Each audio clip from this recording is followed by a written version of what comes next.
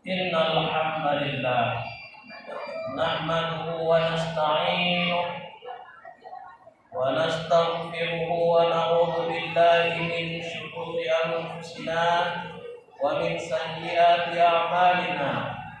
May yahdihillahu fala mudilla lahu wa may yudlil fala hadiya lahu. Asyhadu an la ilaha illallah wahdahu la syarika lahu wa asyhadu anna Muhammadan abduhu wa rasuluh alladzi la nabiyya ba'dahu. Allahumma shalli wa sallim wa barik ala sayyidina Muhammad wa ala alihi wa sahbihi ajma'in. Amma ba'du, fa ya ibadallah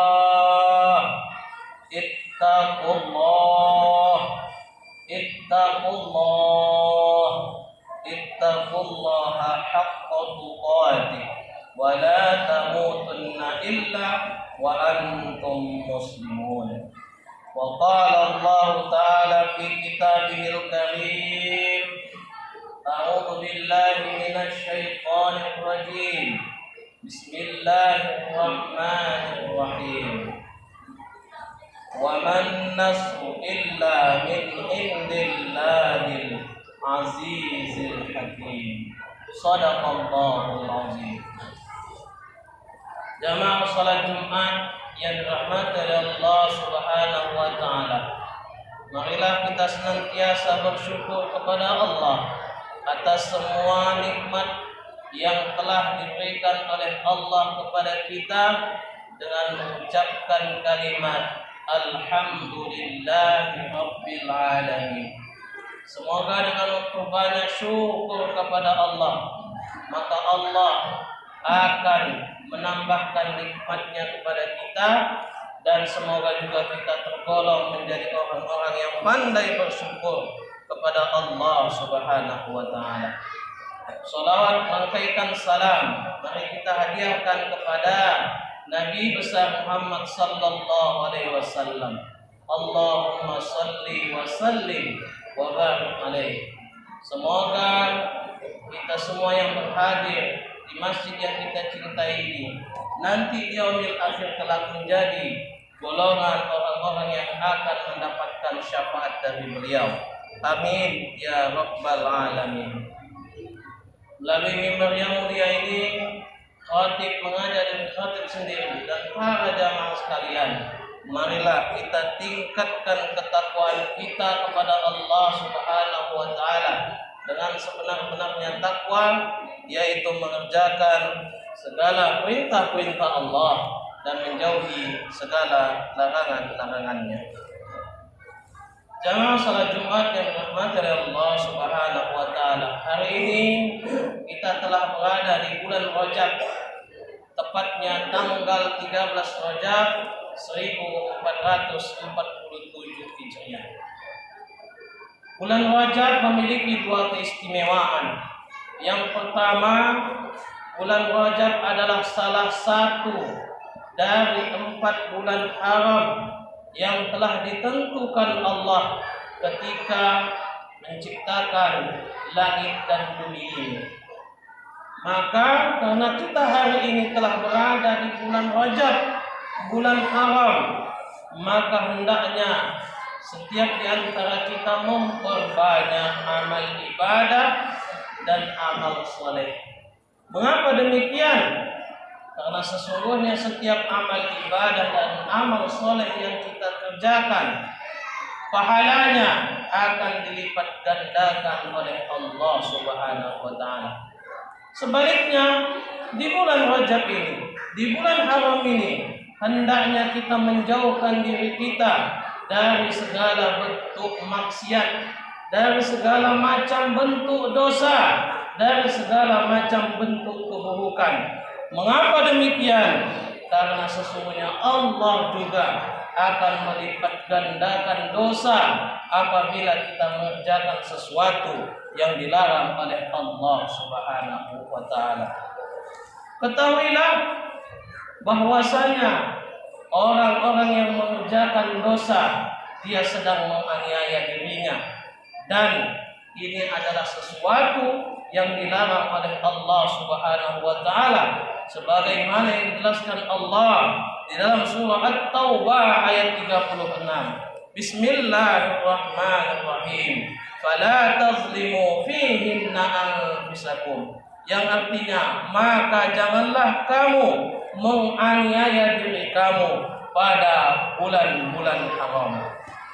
Jamaah salat Jumat yang dirahmati oleh Allah Subhanahu wa taala. Keistimewaan kedua dari bulan Rajab ialah pada bulan ini ada satu peristiwa besar yang hanya bisa dinalar oleh iman, akan tetapi tidak bisa dinalar oleh akal. Peristiwa itu adalah peristiwa Isra dan Mi'rajnya Nabi Muhammad sallallahu alaihi wasallam. Peristiwa Isra dan Mi'raj adalah dua kejadian. Yang pertama, peristiwa Isra. Isra adalah Allah memperjalankan Nabi Muhammad sallallahu alaihi wasallam dari Masjidil Haram ke Masjidil Aqsa. Sedangkan peristiwa yang kedua ialah Mi'raj.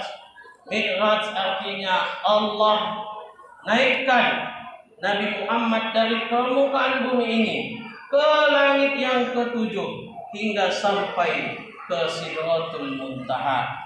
Lalu pertanyaannya, mengapa Allah memperjalankan Nabi Muhammad sallallahu alaihi wasallam dalam peristiwa Isra dan Mi'raj? Allah memperjalankan Nabi Muhammad dalam peristiwa Isra dan Mi'raj selain untuk menjemput perintah salat, akan tetapi juga karena pada saat itu Nabi Muhammad sedang bersedih. Mengapa Nabi Muhammad bersedih pada saat itu? Ada 3 hal yang menyebabkan Nabi Muhammad sallallahu alaihi wasallam bersedih. Yang pertama, istri beliau, istri yang selalu mendukung dakwah beliau, yang selalu menghibur dan menguatkan beliau ketika orang-orang kafir Quraisy mencaci maki, menghina dan melakukan perbuatan buruk kepada Nabi Muhammad, yaitu Khadijah, meninggal dunia. Yang kedua, mengapa Nabi Muhammad bersedih? Karena paman beliau, paman yang selalu membela beliau dari kejahatan dan perbuatan buruk orang-orang kafir, yaitu Abu Thalib, juga meninggal dunia. Dan yang ketiga, dakwah Nabi Muhammad ke kota Taif ditolak dari kota Taif. Inilah yang menyebabkan Nabi Muhammad sallallahu alaihi wasallam bersedih pada saat itu, sehingga Allah ingin menghibur kekasihnya, ingin membuat duka Nabi Muhammad itu tidak berlarut-larut. Maka Allah perjalankan Nabi Muhammad dalam peristiwa Isra dan Mi'raj. Allah ingin menguatkan Nabi Muhammad dengan peristiwa Isra dan Mi'raj. Jamaah salat Jumat yang dirahmati oleh Allah Subhanahu wa taala. Lalu apa hikmah yang bisa kita ambil dari dibalik sedihnya Nabi Muhammad sallallahu alaihi wasallam? Hikmah yang pertama ialah Allah ingin mengabarkan kepada Nabi Muhammad bahwasanya kemenangan yang akan diperoleh oleh Nabi Muhammad sallallahu alaihi wasallam itu bersumber hanya dari Allah Subhanahu wa taala. Andaikan Abu Thalib, paman Nabi Muhammad sallallahu alaihi wasallam, umurnya panjang dan Islam telah tersebar, Islam telah menang, maka tentu ada anggapan bahwasanya tokoh utama di balik layar atas keberhasilan dakwah Nabi Muhammad sallallahu alaihi wasallam adalah karena Abu Thalib. Inilah yang tidak dikehendaki oleh Allah Subhanahu wa taala. Karena sesungguhnya keberhasilan dakwah Nabi Muhammad sallallahu alaihi wasallam hingga tersebar sampai ke seluruh penjuru dunia hingga saat ini itu sebab kemenangan dari Allah Subhanahu wa taala. Itu sebab pertolongan dari Allah Subhanahu wa taala. Hal ini telah dijelaskan Allah di dalam surah Ali Imran ayat 126. Bismillahirrahmanirrahim. Wa man nasru illa min indillahil azizil hakim. Yang artinya dan kemenangan itu hanyalah dari Allah yang maha perkasa lagi maha bijaksana. Islam bisa sebesar ini hingga saat ini itu karena Allah Subhanahu wa taala. Allah lah yang memberikan pertolongan kepada Nabi Muhammad sallallahu alaihi wasallam hingga Islam bisa sampai tersebar ke penjuru dunia dan menghasilkan kemenangan. Jamaah salat Jumat yang dirahmati oleh Allah Subhanahu wa taala. Dengan meninggalnya Abu Thalib, paman Nabi Muhammad sallallahu alaihi wasallam, Allah seakan ingin mengabarkan kepada Nabi Muhammad bahwasanya ada atau tidaknya paman Nabi Muhammad sallallahu alaihi wasallam, Allah pasti menjaga Nabi Muhammad sallallahu alaihi wasallam. Allah pasti memberikan pertolongan kepada Nabi Muhammad sallallahu alaihi wasallam. Sebagaimana yang telah ditegaskan Allah di dalam surah Al-Maidah ayat 67. Bismillahirrahmanirrahim. Wallahu ya'simuka minan nas. Yang artinya Allah akan memelihara kamu dari gangguan manusia. Jamaah salat Jumat yang dirahmati oleh Allah Subhanahu wa taala. Hikmah kedua di balik kesedihan Nabi Muhammad sallallahu alaihi wasallam ialah Allah ingin mengabarkan kepada Nabi Muhammad bahwasanya berdakwah itu perlu perjuangan. Allah tidak ingin melihat keberhasilan dakwah Nabi Muhammad itu diperoleh dengan mudah, akan tetapi Allah ingin melihat keberhasilan dakwah Nabi Muhammad itu diperoleh dari sebuah perjuangan dan pengorbanan. Andaikan Islam tidak menang karena perjuangan dan pengorbanan, tentu dai-dai saat ini akan berleha-leha dalam mensyiarkan agama Islam. Mengapa demikian? Karena tidak ada contoh dari teladannya tentang perjuangan dan pengorbanan dalam hal berdakwah.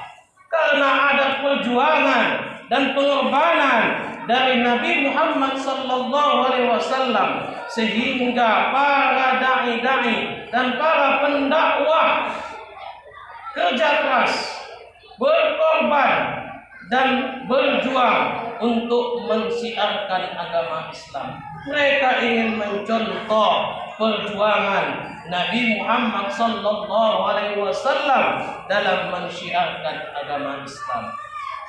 Jamaah salat Jumat yang dirahmati oleh Allah Subhanahu wa taala. Imam Syafi'i pernah ditanya oleh seseorang, mana yang lebih hebat, dimenangkan atau diberi ujian? Maka Imam Syafi'i menjawab, dia tidak dimenangkan sebelum diberi ujian. Maksudnya apa? Seseorang itu akan kuat, akan kokoh ketika dia telah melalui berbagai macam rintangan, berbagai macam ujian. Karena sudah dibiasakannya, sudah dialaminya ujian yang berat, maka dia tidak akan kesulitan lagi untuk menghadapi ujian-ujian lainnya. Jamaah salat Jumat yang dirahmati oleh Allah Subhanahu wa taala.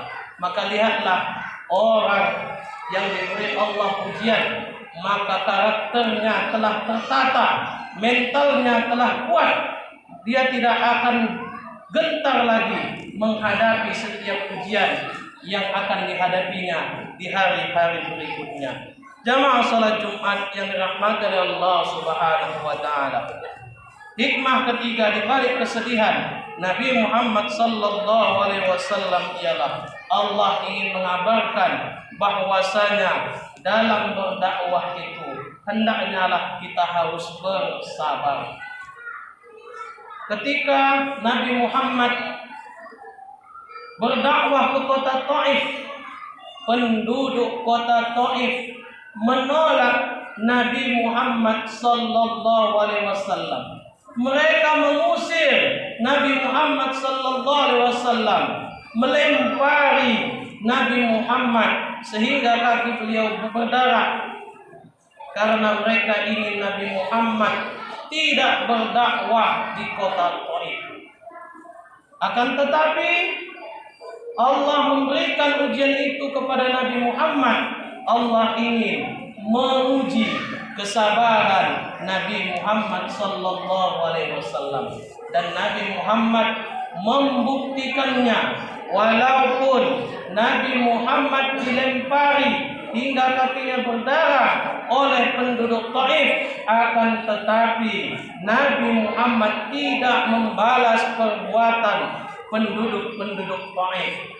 Padahal Nabi Muhammad sallallahu alaihi wasallam memiliki kesempatan untuk membalas perbuatan yang dilakukan oleh penduduk Taif, yaitu ketika malaikat penjaga gunung mendatangi Nabi Muhammad sallallahu alaihi wasallam dan menawarkan kepada Nabi Muhammad, bagaimana kalau kita balas perbuatan mereka agar kubalikkan gunung ini sehingga mereka tertimpa. Apa jawab Nabi Muhammad? Tidak, aku tidak mau menerima tawaranmu. Bahkan Nabi Muhammad ingin mendoakan penduduk Taif. Apa doa Nabi Muhammad kepada penduduk Taif? Allahumma hdi qaumi fa innahum la ya'lamun. Yang artinya, ya Allah, berilah petunjuk kepada penduduk Taif karena sesungguhnya mereka tidak mengetahui apa-apa. Jamaah salat Jumat yang dirahmati oleh Allah Subhanahu wa taala. Sungguh teladan yang sangat luar biasa yang ditunjukkan oleh Nabi Muhammad sallallahu alaihi wasallam. Beliau membalas keburukan dengan kebaikan. Beliau bersabar atas perlakuan yang diberikan oleh penduduk Taif kepada dirinya. Ini adalah sebuah teladan yang sangat luar biasa. Sungguh sangat berat untuk bisa menjalankan apa yang telah dicontohkan oleh Nabi Muhammad sallallahu alaihi wasallam.